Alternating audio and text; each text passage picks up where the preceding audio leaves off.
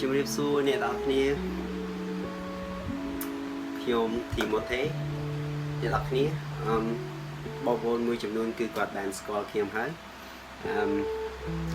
មានអ្នកខ្លះគឺគាត់អត់ទាន់ស្គាល់ច្រើនពីព្រោះខ្ញុំមិនមែនជាអ្នកល្បីគឺគាត់តែស្រឡាញ់នៅអ្វីដែលខ្លួនឯងធ្វើវីដេអូកន្លងមកទាំងថតវីដេអូទាំងថតរូបភាពអូខេហើយមានអ្នកខ្លះគាត់គ្រប់ត្រូលមានអ្នកខ្លះគាត់អត់គ្រប់ត្រូលមានអ្នកខ្លះគាត់ស្គាល់មានអ្នកខ្លះគាត់អត់ស្គាល់គឺអ្នកស្គាល់គឺតិចមែនតើប៉ុន្តែយើងក៏អត់បាក់ទឹកចិត្តទេយើងនៅតែមានកម្លាំងចិត្តធ្វើបាទហើយខ្ញុំសន្យាថាផុតកូវីដឬក៏កូវីដស្ងប់យើងនឹងចេញថតទៀត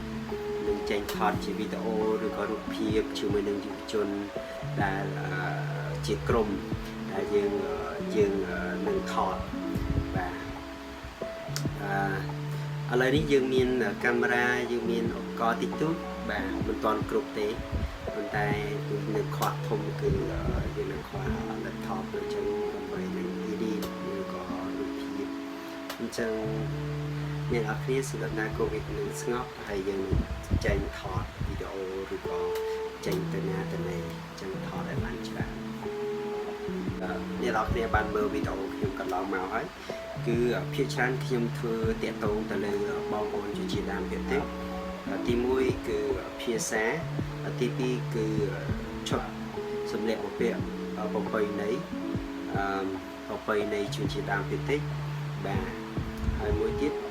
អត្តសញ្ញាណហើយមួយទៀតឧបករណ៍ប្រើប្រាស់ផ្សេងបាទហើយជាអ្វីដែលខ្ញុំធ្វើគឺចង់ឲ្យអ្នកផ្សេងគាត់បានស្គាល់ថាជនជាតិដើមភាគតិចគាត់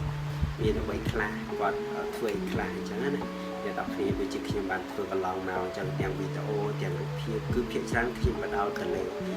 វប្បធម៌ប្រពៃណីចង់បង្ហាញអំពី tradition ជនជាតិដើមភាគតិចយើងទាំងអស់បាទអញ្ចឹងវីដេអូនេះអត់មានអីទេគ្រាន់តែចង់លើកទឹកចិត្តឲ្យយុវជនផ្សេងឲ្យគាត់ស្រឡាញ់នៅអ្វីជារបស់ខ្លួន